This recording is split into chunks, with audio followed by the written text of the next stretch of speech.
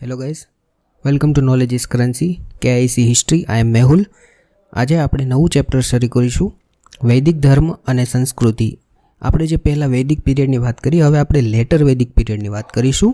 Okay, as an Indian આપણને બધાને proud થતું હશે કલ્ચરલ આપણો જે વારસો છે, આપણું ગૌરવ છે એનાથી. બટ એનું જે મેઇન સોર્સ છે એ કયું છે? મેઇન સોર્સ એનું આપણો જે વારસો છે એ ઐતિહાસિક સોર્સ આપણા એન્શિયન્ટ જે છે વૈદિક સાહિત્ય છે. એમાં મુખ્યત્વે 4 વેદ જે છે, ઋગ્વેદ, યજુર્વેદ, સામવેદ, અથર્વવેદ. એના સિવાય બ્રાહ્મણ ગ્રંથો, આરણ્યકો, ઉપનિષદો, સૂત્ર, શ્રુતિ, સ્મૃતિ, રામાયણ, મહાભારત અને જૈન અને બૌદ્ધ ગ્રંથ તથા અન્ય ઘણી બધી વિચારધારા જે તત્વજ્ઞાનનો સોર્સ છે એ છે. ઓકે, આપણને બ્રાહ્મણ ગ્રંથો જે છે એની વાત કરીએ તો એક પાર્ટ છે વૈદિક સાહિત્યનો. વૈદિક સંહિતા જે સૌથી પહેલાં રચાણી, એના પછી બ્રાહ્મણ ગ્રંથો રચવામાં આવ્યા હતા. અને બ્રાહ્મણ ગ્રંથોમાં વેદ મંત્ર જે છે એની વર્ડિંગ છે, એની અર્થઘટન, એનું વ્યુત્પત્તિ મીન્સ કે એટિમોલોજી અને એનો વિનિયોગ એની કે એપ્રોપ્રિએશન, એનો અર્થઘટન કાઢ્યો, એનું અન્ડરસ્ટેન્ડિંગ સમજવા માંડી, એનો વર્ડના સોર્સ ક્યાં છે, એમાંથી અર્થ શું થાય છે એ વાત. ઓકે, અને ગદ્ય ફોર્મમાં છે. ગદ્ય ફોર્મ અને પદ્ય ફોર્મમાં શું ફરક? ગદ્ય એટલે એક પ્રકારથી પેરેગ્રાફ ટાઈપ અને પદ્યમાં rhyming word means poem type, verse type. Okay, બ્રાહ્મણ ગ્રંથોમાં આપણને વેદ સંહિતાની સમજૂતી આપી છે, એની ટીકા કરેલી છે, એની વિવેચના કરેલી છે. ઓકે, બધા એવું કહેવાય છે કે બધા વેદોની માટે અલગ અલગ બ્રાહ્મણ ગ્રંથ છે. ફોર એક્ઝામ્પલ ઋગ્વેદ સંહિતા છે, એના માટે ઐતરેય બ્રાહ્મણ છે. ઓકે, ઐતરેય બ્રાહ્મણ, ઐતરેય, if you want I can write, all right, ઐતરેય. નાવ એની અંદર શું વાત કરી છે? એની અંદર આપણને યજ્ઞો વિશે વાત કરેલી છે. ઓકે, એની જેમ યજુર્વેદ છે, એમાં 2 ટાઈપના બ્રાહ્મણ ગ્રંથો છે, સતપથ અને તૈત્રીય.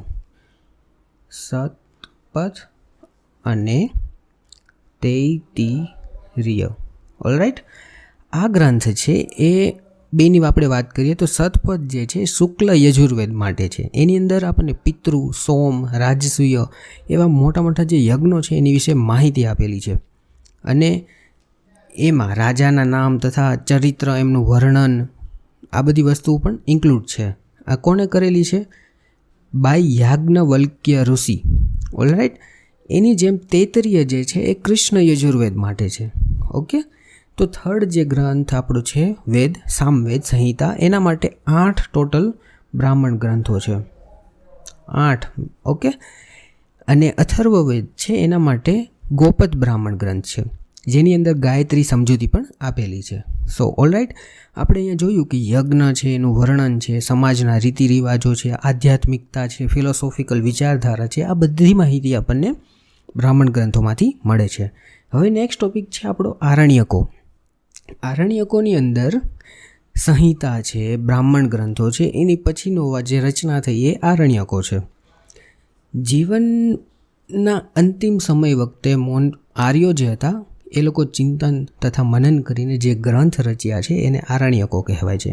જીવનના અંતિમ ટાઈમ મીન્સ એક પ્રકારથી વાનપ્રસ્થ એરિયા એ જ હોય એ ટાઈપે. આરણ્યનો અર્થ જ એમ થાય છે વન અને જંગલ. આપણે કહીએ ને કે ઉંમર થાય સંન્યાસ લેવા જાય એટલે જંગલમાં જતા રહે, એ ટાઈપનું. તો વાનપ્રસ્થી અને જે મુનિ મૂર્તિ છે, મીન્સ કે મુનિ આપણે યોગ સાધુ કહીએ, એ લોકોએ એમની માટે સરળ યજ્ઞો બનાવ્યા, જીવન ચર્ચા કરી, બ્રહ્મ વિશે વાત કરી. એ બધી જે વસ્તુ છે ત્રણેય ટોપિક, એની ચિંતનાત્મક વિશેષકર વિવેચન કર્યું છે એના વિશે.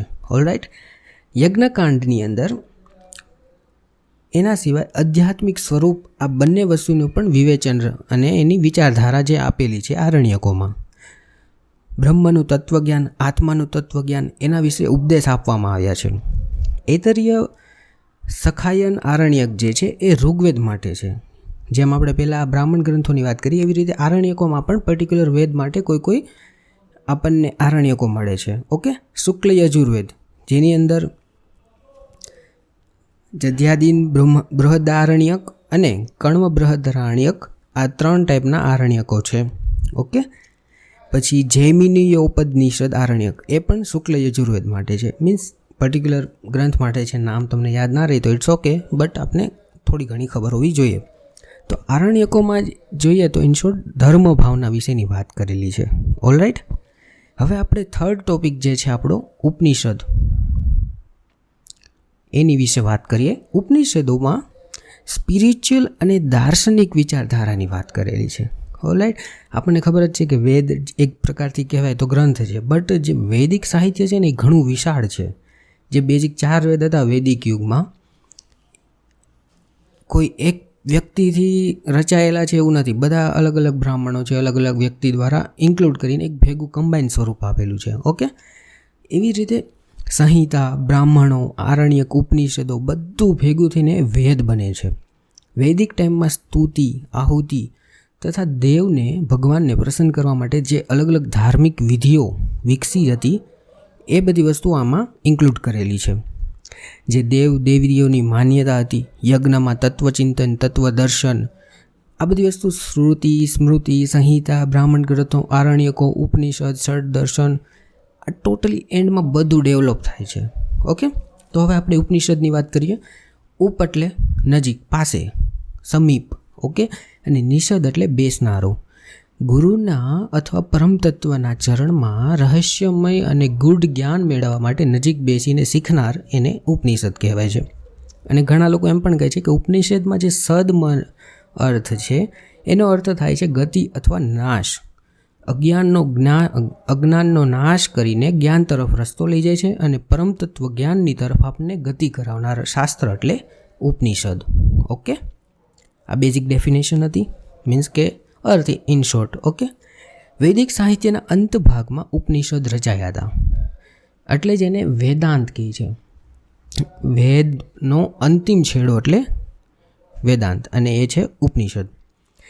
ઇનિશિયલી જ્યારે બધી વસ્તુ રચાણી ત્યારે મૌખિક હતી, લખેલી નથી. લિપિબદ્ધ થયા ને, જે મૌખિક હતા એમાંથી લિપિબદ્ધ થયા ટોટલ, ત્યારે એની સંખ્યા 108 થઈ.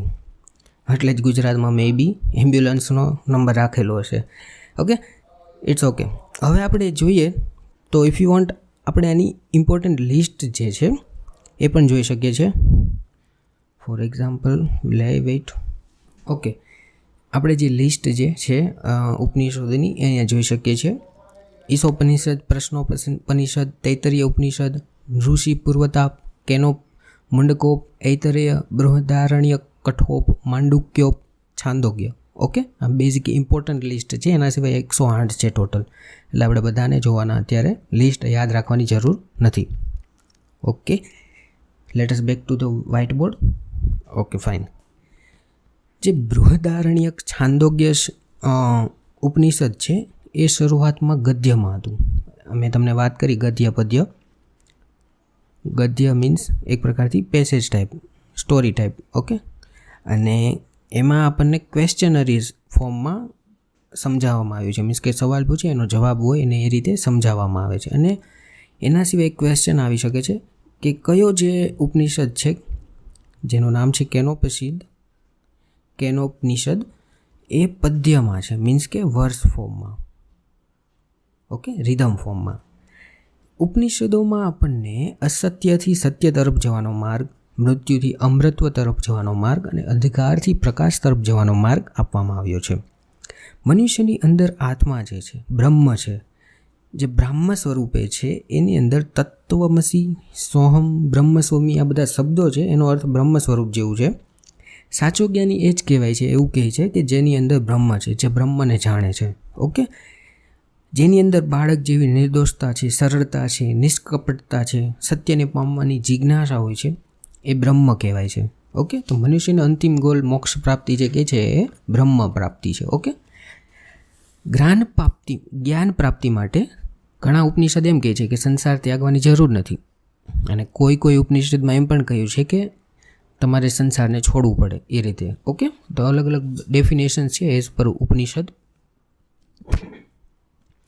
બટ અંતમાં બધા ઉપનિષદમાં એક કન્ટિન્યુઅસ સેમ વાત તો એ જ છે કે સદાચાર પ્લસ નીતિ, આના આચરણની જરૂર છે. ધર્મપાલન, સ્વાધ્યાયમાં પ્રમાદ ન કરવો, આળસ ન કરવી, સત્ય બોલવું, માતા પિતા, અતિથિ, આચાર્ય, આ બધા લોકોને દેવ સમાન ગણવા, આ બધી ઇમ્પોર્ટન્ટ વાત છે જેનાથી ઉપનિષદની એક ઝલક આપણને જાણવા મળે છે. ઓકે, આત્માને ઇમ્પોર્ટન્સ આપે છે ઉપનિષદ. કર્મફળના સિદ્ધાંત, ઇન શોર્ટ કે ફળ મળે એના માટે જે કર્મ કરે છે એની વિશે વાત છે. મોક્ષ પ્રાપ્તિ માટે શ્રવણ, મનન, નિધિયાસ મીન્સ કે જ્ઞાનની પ્રાપ્તિ માટેની આ બધી મેથડો આપવામાં આવી છે. જન્મ મરણના ચક્કરમાંથી મુક્તિ મેળવવા માટે ઉપનિષદની વાત કરી છે. ઓકે, જે ફળશ્રુતિ હતી ઉપનિષદની એના થકી જ શંકરાચાર્યએ અદ્વૈતવાદ, માધવાચાર્યએ દ્વૈતવાદ અને રામાનુજાચાર્યએ વિશિષ્ટાદ્વૈતવાદની રચના કરી હતી. ઓકે, ઉપનિષદો દ્વારા જે બુદ્ધનો મધ્યમ માર્ગી વિચાર છે એની ભૂમિકા બાંધવામાં આવી હતી.